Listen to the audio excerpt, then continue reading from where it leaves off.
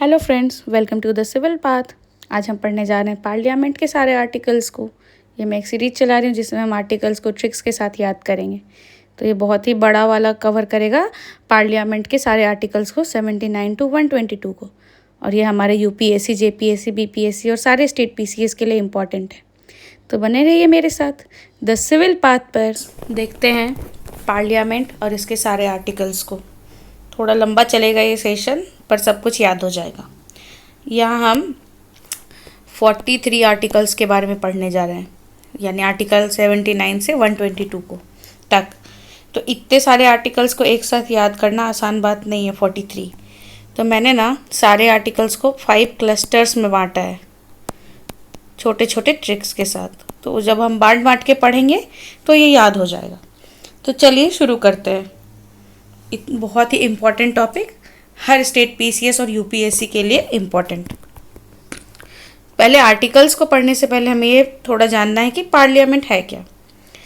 तो the parliament is the legislative organ of the union government, यानी कि ये यूनियन गवर्नमेंट यानी कि केंद्र सरकार का लेजिस्लेटिव ऑर्गन है।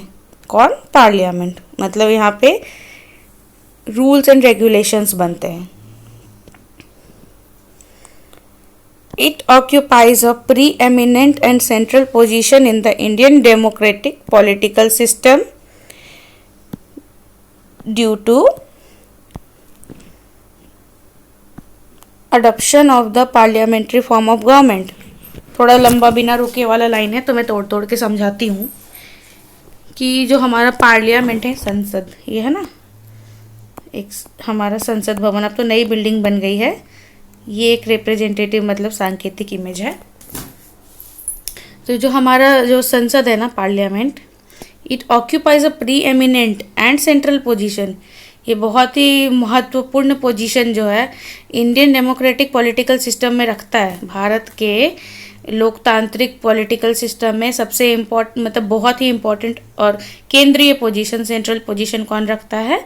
पार्लियामेंट। क्यों? Due to adoption of the parliamentary form of government. Due to adoption मतलब कि ये एक लिया गया है ना पार्लियामेंट्री फॉर्म।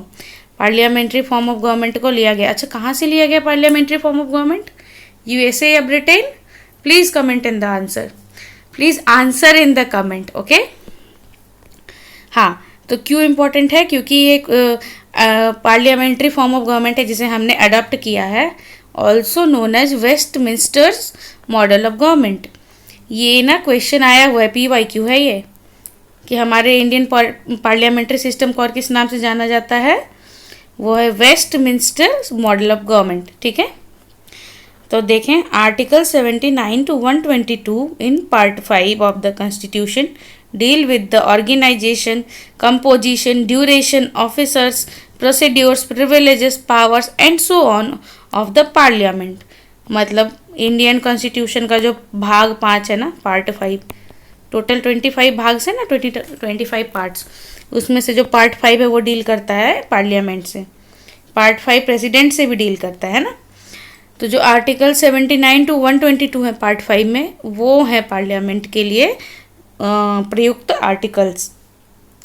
तो आर्टिकल 79 to 122 जो है ना, वो पार्लियामेंट से रिलेटेड हर किसी चीज़, composition, duration, organisation, officers, procedures, privileges, powers और सब कुछ, सब के बारे में डील करता है। तो अब हम डिटेल में पढ़ेंगे ये आर्टिकल्स, ये टोटल 43 आर्टिकल्स। ठीक है, यूज़, लेकिन मैं बता रही हूँ कि मेरे साथ आप पढ़ोगे ना तो आप भूलोगे नहीं। तो चलिए शुरू करते हैं। Cluster 1।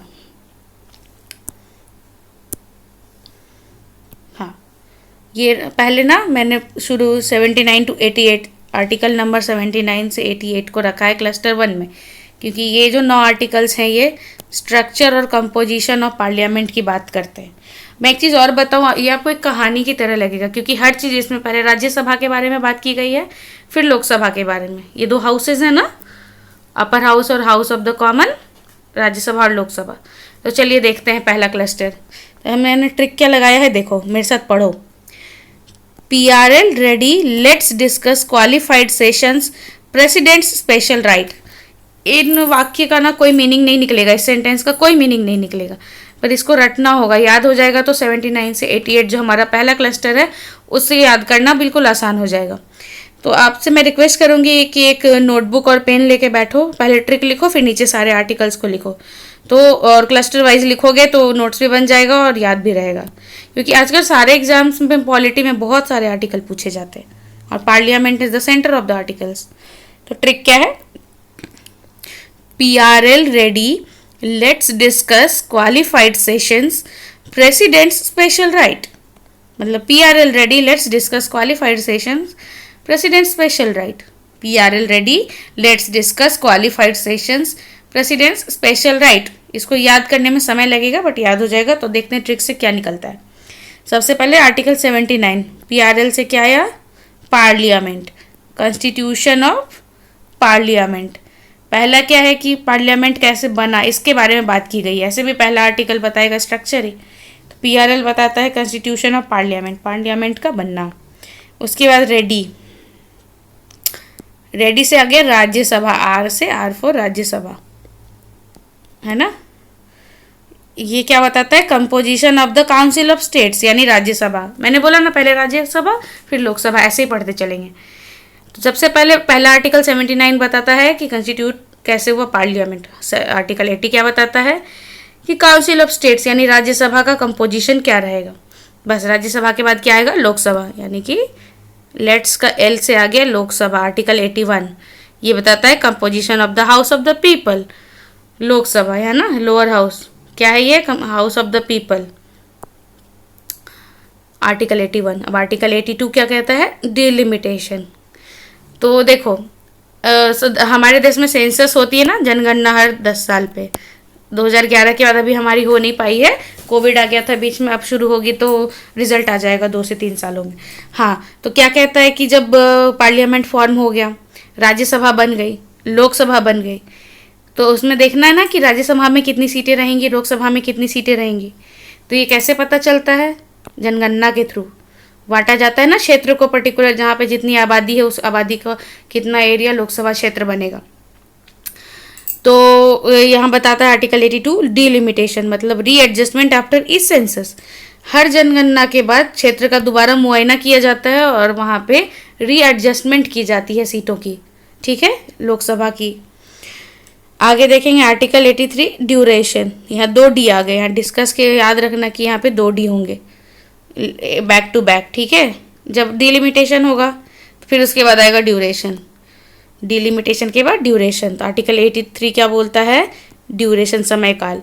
Duration of houses of parliament क्या कहता है कि जो दोनों हाउस होंगे ना, दो मतलब अपर हाउस और लोअर हाउस, राज्यसभा और लोकसभा, ये कितने कितने समय काल के लिए रहेंगे और कैसे कैसे चलेंगे, ये बताता है आर्टिकल 83। अब आ गए हम अगले लाइन में। डिस्कस के बाद क्या था? क्वालिफाइड।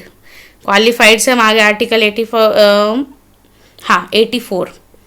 ये बात करेगा, देखो पहले फॉर्म हो गया पार्लियामेंट, उसके बाद आ गया राज्यसभा, फिर लोकसभा, फिर देखेंगे कहाँ कितनी सीटें रहेंगी। सीटें तय होने के बाद पता चलेगा कि हाउस मतलब दोनों हाउस कितनी कितनी देर चलेंगे, कैसे चलेंगे। उसके बाद आ गया भाई हाउस में बैठेगा कौन, सब कुछ तो बन गया, वहाँ बैठने वाले लोग भी तो चाहिए, MPs MLAs। यहाँ तो MPs होंगे, मेंबर ऑफ पार्लियामेंट। MLA तो स्टेट में होते हैं, है ना। हाँ, तो कैसे पता चलेगा भाई? तो आर्टिकल 84 बताता है qualifications, qualification for membership of parliament, मतलब पार्लियामेंट का मेंबर MP बनने के लिए आपको क्या क्या क्वालिफिकेशंस की ज़रूरत है, ये बताता है आर्टिकल 84। अब आ गए हम आर्टिकल 85 की तरफ। जब हमने क्वालिफिकेशन देख लिया उसके बाद आए सेशंस। भाई पार्लियामेंट में बैठने वाले लोग तय हो गए, तो अब चलेगा कितने सेशन में चलेगा ये पार्लियामेंट, है ना।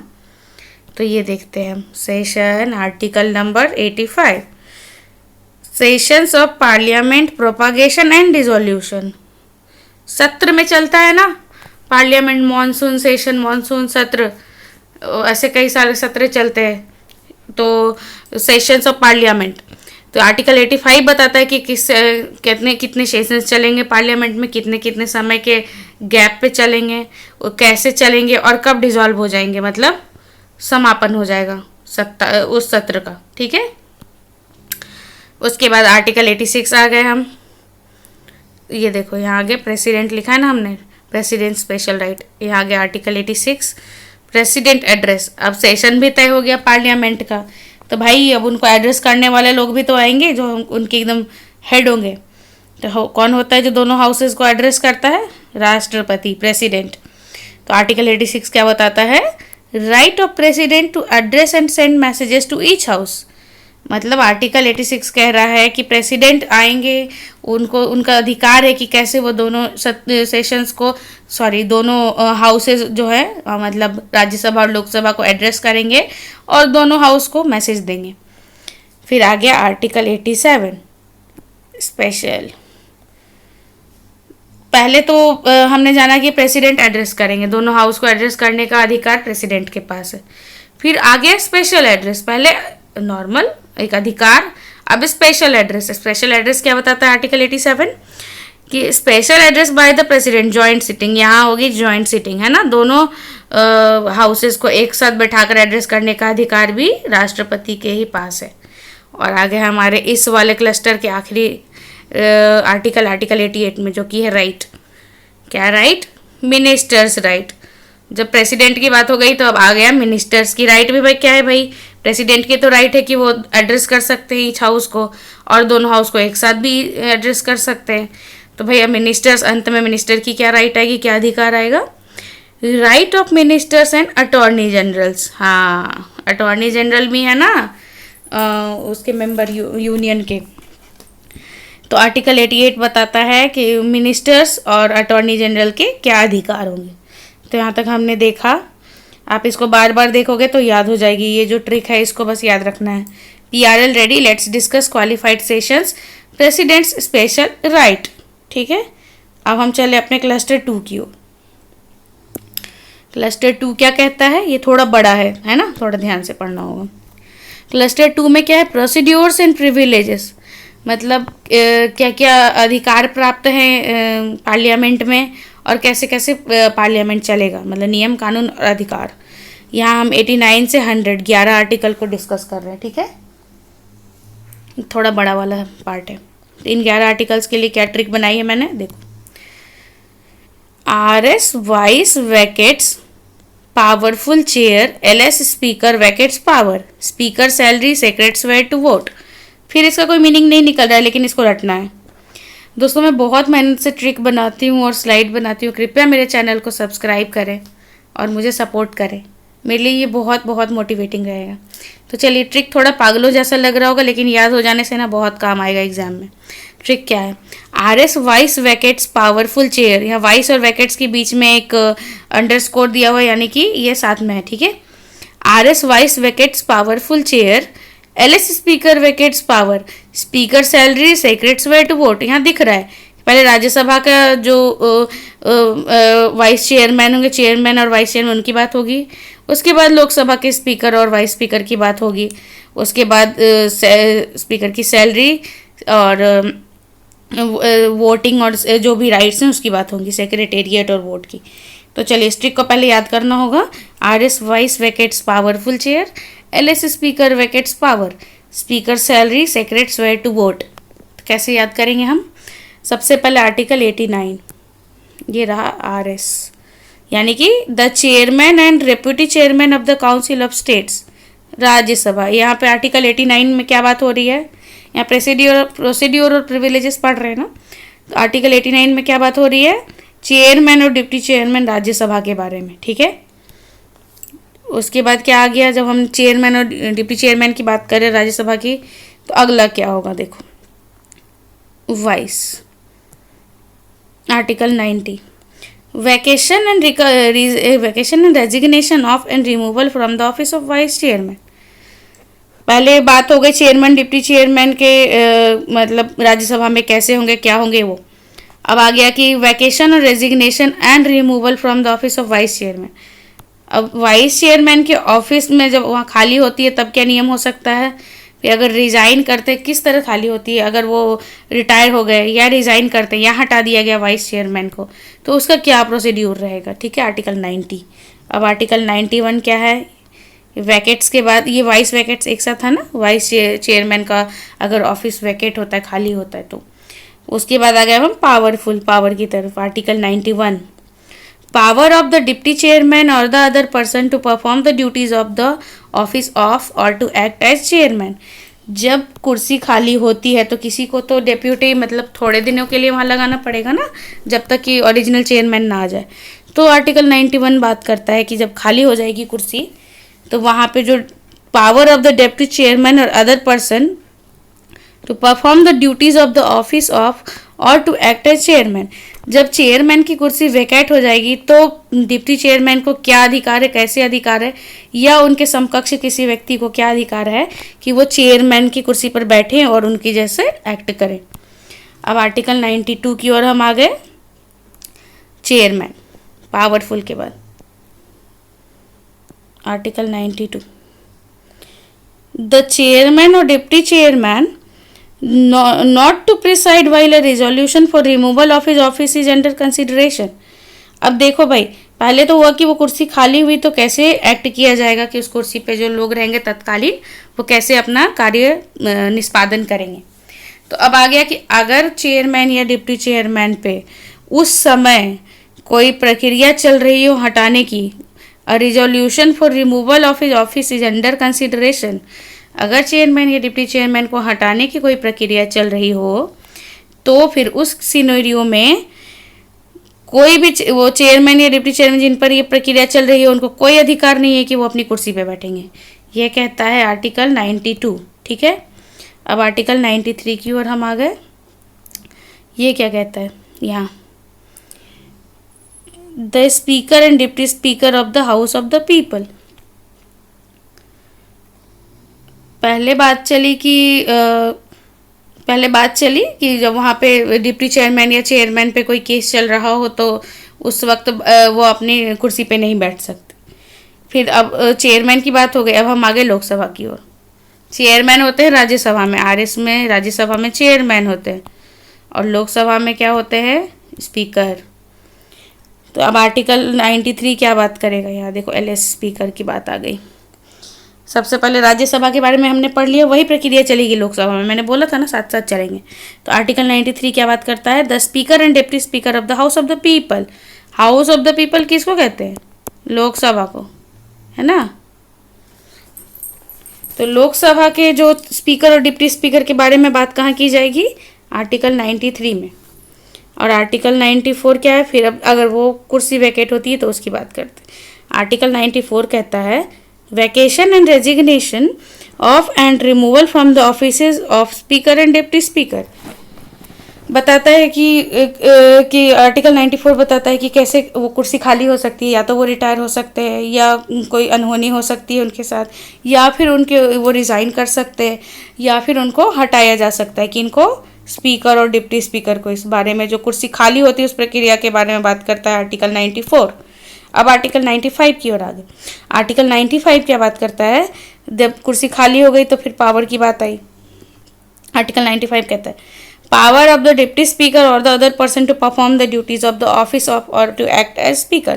तो जब मान लो कि कुर्सी खाली हो गई स्पीकर की, तो स्पीकर की कुर्सी खाली हो गई तो वहाँ पे डिप्टी स्पीकर आएगा, या फिर कोई भी कुर्सी खाली हो गई, दोनों ही नहीं है तो कोई और समकक्ष व्यक्ति आएगा। तो वो क्या, उसको क्या शक्तियाँ मिलेंगी और वो कैसे उस रूल को, ड्यूटी को परफॉर्म करेगा, स्पीकर या स्पीकर की ड्यूटी को, वो बताता है आर्टिकल 95। अब आर्टिकल 96 के बारे में आ गए। आर्टिकल 96 क्या बात करता है, यहाँ देखो ये वाला, द स्पीकर और deputy speaker not to preside while a resolution for his removal from office is under consideration. मैंने बोला ना सेम चल रहा है जैसे राज्यसभा में हुआ था वैसे ही लोकसभा में, कि जब स्पीकर या डिप्टी स्पीकर के ऊपर कोई प्रक्रिया चल रही हो उसको हटाने की, उसकी कुर्सी से कोई भी उसके ऊपर आरोप लगा हो और प्रक्रिया चल रही हो, तो उस वक्त स्पीकर या डिप्टी स्पीकर अपनी कुर्सी पे बैठेंगे नहीं, डिसाइड नहीं करेंगे। ठीक है, अब आ गए हम आर्टिकल 97 की ओर। आर्टिकल 97 क्या कहता है, आर्टिकल यहाँ देखो सैलरी लिखी है ना, वहाँ से आगे article 97, salaries and allowances of the chairman, deputy chairman and the speaker and deputy speaker. यहाँ चारों की साथ में बात हो गई है। पार्लियामेंट में राज्यसभा और लोकसभा के चेयरमैन, डिप्टी चेयरमैन और स्पीकर एंड डिप्टी स्पीकर को क्या क्या सैलरी और भत्ते मिलेंगे उसके बारे में बात करता है आर्टिकल 97। देखो भाई, सीरीज में ट्रिक के साथ याद करोगे तो याद रहेगा, और कहानी की तरह ब्रेन में बना कर रखोगे तो बिल्कुल याद रहेगा। अब हम आ गए आर्टिकल 98 की ओर। 98 क्या कहता है, यहाँ ना लिखा ना सीक्रेट। आर्टिकल 98 कहता है सेक्रेटेरिएट ऑफ पार्लियामेंट, पार्लियामेंट के सेक्रेटेरिएट के बारे में बात करता है आर्टिकल 98। सेक्रेटरीज जो होते हैं, सेक्रेटेरिएट के बारे में कौन बात करता है, आर्टिकल 98। अब 99 पे हम आ गए। यहाँ स्वेर, स्वेर है ना कसम खाना, वादा करना, तो स्वेर आर्टिकल 99 यानी कि ओथ और एफर्मेशन की बात करता है। लोग आई स्वेयर टू गॉड कहते हैं ना, जो भी वो शपथ ग्रहण करते हैं किसी को स्वेर करके, तो उसके बारे में शपथ और जो भी प्रतिज्ञा करते हैं उसके बारे में कौन बात करता है, आर्टिकल 99। अंत में आ गया वोट। वोट क्या है, article 100। Voting in house is power of house to act now with notwithstanding vacancies and quorum. मतलब कि जो दोनों सदनों में कैसे वोटिंग होगी, power of houses to act notwithstanding vacancies and quorum. उस वक्त दोनों हाउस की क्या पावर है वोटिंग के दौरान, उसके बारे में voting related everything comes under article 100। ठीक है, तो ये था क्लस्टर 2। सबको आपको नोट डाउन करना होगा और बार बार पढ़ना होगा, तब याद होगा, और लेक्चर भी बार बार देखोगे तो माइंड में बैठ जाएगा वो चीज़। अब आ गए हम क्लस्टर 3 की ओर। एक सेकेंड, क्लस्टर 3, क्लस्टर 3 क्या कहता है, एक सेकेंड, हाँ इसको जूम कर दें थोड़ा। क्लस्टर 3 किस बारे में बात करता है, powers, privileges and procedures, article 101 to 111। यहाँ हम 10 आर्टिकल्स की बात कर रहे हैं। क्लस्टर 3 में हमने रखा है जिसमें बात हो रही है पावर, प्रिविलेजेस और प्रोसीड्यूर ऑफ द पार्लियामेंट की। इन 10 आर्टिकल्स में हम ये बात करने वाले हैं। तो यहाँ ट्रिक क्या बैठ रही है, देखो, vacant disqualified decided penalty but get privileges salary and introduce bills jointly including money bill defined and assented. बड़ा लंबा सा लग रहा है, एकदम निरर्थक सा, लेकिन ये निरर्थक नहीं है। इसको याद करोगे तो ये 10 आर्टिकल फटाक से याद हो जाएंगे। क्या कह रहे हैं, vacant disqualified decided penalty but get privileges salary and can introduce bills jointly including money bill defined and assented. ये एक स्टोरी फॉर्म में, आगे मैं बताती हूँ ना, बिल्कुल कहानी की तरह लगेगा ये 10 आर्टिकल। देखो क्या है, आर्टिकल 101। 101 क्या कहता है, यहाँ देखो वैकेंट से आ गया, वैकेशन ऑफ सीट्स। आर्टिकल 101 बात करता है वैकेंट सीट्स के बारे में, सीट्स खाली हैं उस बारे में बात करता है आर्टिकल 101। आर्टिकल 102 क्या बोलता है, डिस्क्वालिफिकेशन फॉर मेंबरशिप। मतलब सीटें खाली हो रही हैं तो भाई अगली बात क्या होगी कि डिस्क्वालीफाई कैसे किया जा सकता है मेंबर ऑफ पार्लियामेंट को। रूल्स फॉर डिस्क्वालिफिकेशन जो है वो बात हो रही है आर्टिकल 102 में, 102 में। अब आ गए हम डिसीजन या डिसाइडेड, आर्टिकल 103 पे, decision on question as to disqualification of members. मतलब कि वैसे सवाल जो मेंबर्स के डिस्क्वालिफिकेशन की बात करते हैं उन सवालों पर डिसीजन लिया जाता है आर्टिकल 103 में। डिस्क्वालिफिकेशन रिलेटेड ही चल रहा है, पहले डिस्क्वालिफिकेशन के क्या रूल्स हैं वो बात करता है 102। तो फिर वैसे क्वेश्चन जो उठते हैं जिन पे बात की जाती है पार्लियामेंट के मेंबर्स के डिस्क्वालिफिकेशन की, उन पर डिसीजन लेता है आर्टिकल 103। अब हम बात करते हैं आर्टिकल 104 की। यहाँ पेनल्टी की बात है, penalty for sitting and voting when not qualified और डिस्क्वालिफाइड। मतलब कि वैसे एमपीज जो या तो क्वालिफाइड नहीं हैं या फिर डिस्क्वालिफाइड किए गए हैं संसद से, अगर वो वहाँ पे बैठते हैं संसद में, सिटिंग बैठते हैं या फिर वोट करते हैं, तो फिर क्या सज़ा मिलेगी उनको, इस बारे में बात करता है आर्टिकल 104। अब आर्टिकल 105 की ओर चल दिए। 105 क्या कह रहा है, powers, privileges, immunities of the houses of parliament. पहले तो भाई निकाल दिया गया, सजा दे दी गई, ठीक है, लेकिन अब हम देखेंगे ना क्या क्या उनको प्रिविलेजेस और पावर्स मिलते हैं। जो वहाँ रह गए, जो डिस्क्वालीफाइड नहीं क्वालिफाइड, उनको क्या भाई प्रिविलेज मिलता है, फ़ायदा मिलता है, क्या पावर है। तो power, privileges, immunities of the houses of parliament, इसके बारे में बात करता है आर्टिकल 105 कि भाई संसद के मेंबर्स को क्या शक्ति है, अधिकार हैं, क्या क्या प्रिविलेजेस मिलते हैं, इम्यूनिटीज़ मिलती हैं, वो बात करता है आर्टिकल 105। अब हम आगे आर्टिकल 106 की ओर। ये सैलरी और अलाउंसेस ऑफ द मेंबर्स की बात करता है, मतलब कि क्या क्या क्या सैलरी रहेगी एमपीज़ की और क्या क्या भत्ते मिलेंगे, वेतन और भत्ते, उसके बारे में बात करता है आर्टिकल 106। अब आगे आर्टिकल 107 की ओर। आर्टिकल 107 क्या कह रहा है, यहाँ देखो इंट्रोड्यूस बिल्स लिखा है ना, उससे जुड़ा है article 107। Provisions as to introduction and passing of bills. अब पार्लियामेंट में लोग आ गए, दोनों हाउसेज बन गए, लोग बैठ गए, जो डिस्क्वालीफाइड होने थे डिस्क्वालीफाई हो गए, तो भाई जो क्वालिफाइड मेंबर ऑफ पार्लियामेंट है वहाँ बैठ गए, उन्हें वेतन भी प्रदान होने लगा, सारे भत्ते इम्यूनिटीज़ मिल रहे हैं, तो भाई अब उनका काम क्या है, वहाँ पे बिल्स लाना, पास करवाना उनका काम है ना, वन ऑफ द वर्क्स। तो भाई वो प्रोविजंस, वो नियम कानून जो कि इंट्रोडक्शन और पासिंग ऑफ बिल्स, मतलब बिल को इंट्रोड्यूस करने और पास करवाने के क्या नियम कायदे हैं, वो कहाँ पे वर्णित किए गए हैं, आर्टिकल 107 में। अब हम आगे आर्टिकल 108 की ओर। 108 क्या बोल रहा है, joint sitting of both houses in certain cases. अब भाई चल रहा है, दोनों अपर हाउस लोअर हाउस चल रहा है, भाई सेशंस चल रहा है, तो कभी कभी ऐसा समय आता है ना कि ज़रूरत पड़ती है कि दोनों हाउस एक साथ बैठे, मतलब कभी जैसे कि बजट आ रहा है, बजट जब इंट्रोड्यूस होता है तो उस वक्त जॉइंट सिटिंग होती है ना दोनों हाउसेज की, या कोई स्पेशल बिल पास कराना हो, कोई स्पेशल चीज़ डिसीजन लेनी हो, तो जॉइंट सिटिंग होती है राज्यसभा और लोकसभा की। तो कब कैसे जॉइंट सिटिंग होनी है इस बारे में बात करता है आर्टिकल 108, इसके नियम कायदे बताता है आर्टिकल 108। अब आर्टिकल 109। आर्टिकल 109 क्या बात करता है, special procedure in respect of money bills.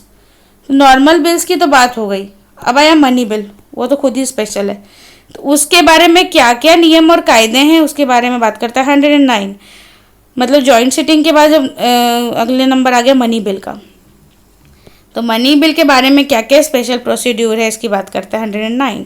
और 110 क्या करता है, पहले तो स्पेशल प्रोसीड्यूर आ गया, मनी बिल कैसे आएगा, कैसे पास होगा, तो भाई मनी बिल है क्या, इसको डिफाइन करता है कौन, आर्टिकल 110। मनी बिल की डेफिनेशन कौन देता है, आर्टिकल 110। अब आ गए हम लास्ट, इस वाले क्लस्टर के लास्ट आर्टिकल 111 की हो, जो हमने लिखा ना एसेंटेड, एसेंटेड से क्या हुआ, आर्टिकल 111 असेंट टू बिल्स। भाई बिल आ गए, बिल के प्रोसीड्यूर आ गया, भाई कैसे आएगा बिल, सब कुछ बिल इंट्रोड्यूस हो गया, तो भाई बिल पास कैसे होगा, असेंट टू बिल्स। बिल को असेंट देने का जो भी नियम कानून कायदा है वो आर्टिकल 111 में है, 111 में है। तो ये 10 आर्टिकल हमने देखा, 10 आर्टिकल हमने देख लिए क्लस्टर 3 के। अब हम चल दिए क्लस्टर 4 की ओर। क्लस्टर 4 छोटा सा रखा है हमने, 5 आर्टिकल हैं इसमें। क्लस्टर 4 किसकी बात करता है, प्रोसीड्यूर इन फाइनेंशियल मैटर्स, मतलब मनी रिलेटेड सारे जो मैटर है ना, ये 5 आर्टिकल में है, 112 से 117 के बीच में। तो हम ये 5 आर्टिकल को पढ़ेंगे। इसके लिए क्या ट्रिक बनाई है मैंने, ये देखो, budget allocated estimated appropriately grants voted and finance. ये छोटू सा है, ये याद हो जाएगा। Budget allocated estimated appropriately grants voted and financed. क्या है, budget allocated estimated appropriately grants voted and financed. तो आर्टिकल 112 से शुरू करते हैं। 112 क्या कहता है, बजट के बारे में बात करता है। एनुअल फाइनेंशियल स्टेटमेंट यानी बजट, बजट को क्या कहते हैं, एनुअल फाइनेंशियल स्टेटमेंट। बजट किस मंत्रालय से निकलता है, जरा आप कमेंट में बताएंगे।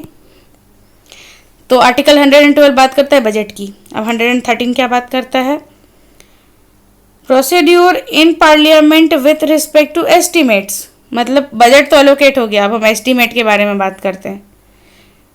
Procedure in parliament with respect to estimate. Estimate मतलब कि भाई हमारा खर्चा क्या रहेगा, इसका अंदाजा लगाना है कि हम इतने पैसे को यहाँ यहाँ खर्च करेंगे।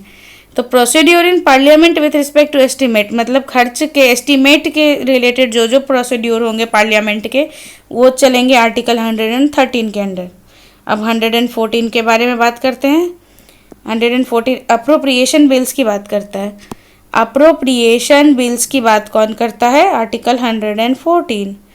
एस्टीमेट के बाद अप्रोप्रिएशन ऑफ बिल्स देखना है। अप्रोप्रिएशन बिल्स के बारे में आर्टिकल 114 बात करता है। अब 115 क्या है? सप्लीमेंट्री, एडिशनल और एक्सेस ग्रांट्स, मतलब कि यहाँ ग्रांट्स की बात हो रही है। सप्लीमेंट्री ग्रांट, एडिशनल ग्रांट और एक्सेस ग्रांट, जिस तरह की भी ग्रांट दी गई है उस बारे में बात करता है 115। हर तरह के ग्रांट के बारे में बात करता है, सप्लीमेंट्री, एडिशनल और एक्सेस के बारे में आर्टिकल 115। अब आर्टिकल 116 में हम आ गए। आर्टिकल 116 जो वोट के बारे में बात करता है। Votes on account, votes of credit and exceptional grants, ये वाला वोटिंग वाला वोट नहीं है ये। 116 जो है ना वो फाइनेंस रिलेटेड जो वोट्स ऑन अकाउंट होता है, वोट्स ऑफ क्रेडिट होता है और एक्सेप्शनल ग्रांट्स, अलग से ग्रांट्स मिलते हैं, उसके बारे में आर्टिकल 116 बात करता है। जब मैं पार्लियामेंट का डिटेल लेक्चर बनाऊंगी तो सब डिफिनेशन बता दूंगी मैं votes on account, votes on credit, exceptional grants की। यहाँ बस आप याद कर लो कि कौन कौन से आर्टिकल है। और इस क्लस्टर का आखिरी आर्टिकल, आर्टिकल 117 क्या बात करता है? Special provisions as to financial bills. Finance यहाँ लिखा है ना हमने। फाइनेंशियल बिल जो होता है बहुत ही इंपॉर्टेंट होता है, तो उसके जो स्पेशल प्रोविजंस हैं, फाइनेंशियल बिल के जो स्पेशल प्रोविजंस हैं उसके बारे में बात करता है 117।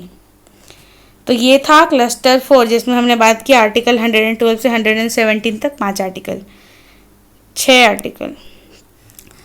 तो ये क्या थे? 6। Budget allocated, estimated, appropriately, grants voted and financed. इस ट्रिक को याद रखोगे तो ये 6 के 6 याद हो जाएंगे। अब हम चल दिया क्लस्टर 5 की ओर, हमारा आखिरी क्लस्टर यही है। ये क्या है? अब सबसे लास्ट में आता है जनरल प्रोसीड्योर, मतलब आम जो नियम तौर तरीके हैं उनके बारे में बात करता है। तो जनरल प्रोसीड्योर में हमने रखे हैं 118 से 122 तक 5 राइट्स, 5 राइट्स, 5 राइट्स नहीं 5 आर्टिकल्स, सॉरी। ये 5 आर्टिकल्स हमने रखे हैं क्लस्टर 5 में, लास्ट के 5 118 से 122 तक। तो इसका जो ट्रिक है क्या कहता है? सबसे इजी ट्रिक यही है। Rules regulations language restricted, no court involve. Rules regulations language restricted, no court involve. इसको याद कर लोगे, लिख लोगे और सबको रट लोगे तो याद हो जाएगा। तो आर्टिकल 118 क्या कहता है? नियम। रूल्स ऑफ प्रोसीड्योर, प्रोसीड्योर के क्या रूल होंगे उसके बारे में बात करता है 118। जनरल प्रोसीड्योर की बात हो रही है ना, तो प्रोसीड्योर के क्या रूल होंगे उसके बारे में कौन बात करता है? 118। उसके बाद आ गए हम 119 की ओर। 119 क्या कहता है? रूल के बाद आता है रेगुलेशन, नियम के बाद कायदे। Regulations by law of procedure in parliament in relation to financial business. Financial business के रिलेटेड जो भी रेगुलेशन ऑफ लॉ होंगे, नियम कायदे का जो रेगुलेशन होगा उस law procedure, regulation by law procedure in parliament in relation to financial business. Financial business के रिगार्डिंग जो भी रेगुलेशंस बनेंगे उसके बारे में कौन बात करेगा? आर्टिकल 119। अब आगे आर्टिकल 120 के बारे में। आर्टिकल 120 क्या कहता है? Language to be used in parliament, यहाँ लिखा है ना लैंग्वेज। 120 क्या कह रहा है? Language to be used in parliament. देखो, अभद्र भाषा का प्रयोग तो नहीं किया जा सकता पार्लियामेंट में, तो जो सभ्य भाषा, जो एकदम कोड ऑफ कंडक्ट वाली भाषा है वो क्या रहेगी, कैसी रहेगी, उस बारे में बात करता है article 120। Language to be used in parliament, parliament में इस्तेमाल की जाने वाली भाषा के बारे में बात करता है आर्टिकल 120। अब आर्टिकल 121 यहाँ रेस्ट्रिक्टेड लिखा है, वो आ गया। Restriction on discussion in parliament. तो भाई पहले तो जो अलाउड है language to be use in parliament, क्या भाषा यूज होगी वो बात हो गई। तो भाई कुछ चीज़ों पे रोक भी तो लगेगी, तो जिन चीज़ों पे रोक है कि उनको डिस्कस नहीं करना है पार्लियामेंट में, उसके बारे में बात करता है article 121, restriction on discussion in parliament. और आगे लास्ट हमारा आर्टिकल 122। हम अपने 43वां आर्टिकल तक पहुंच गए।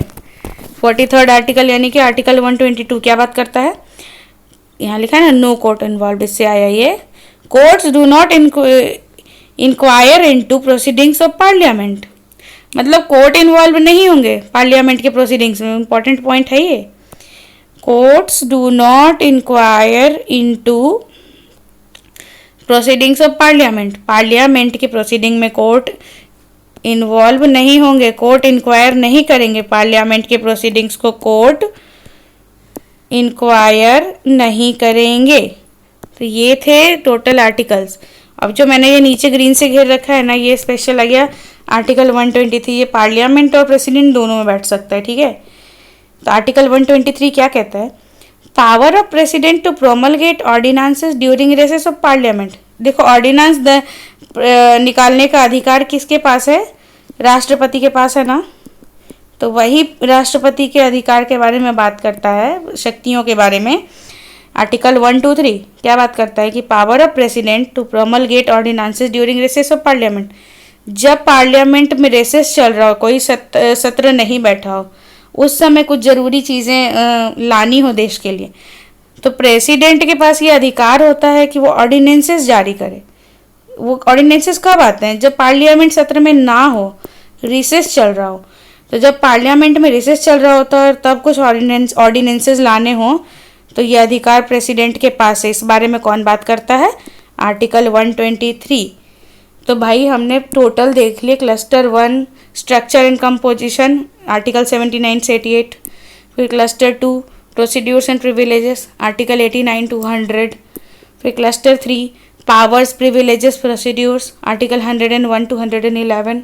फिर cluster 4 procedures in financial matter, article 112 to 117। और आखिरी क्लस्टर 5 यानी जनरल प्रोसीड्योर, आर्टिकल 118 to 122।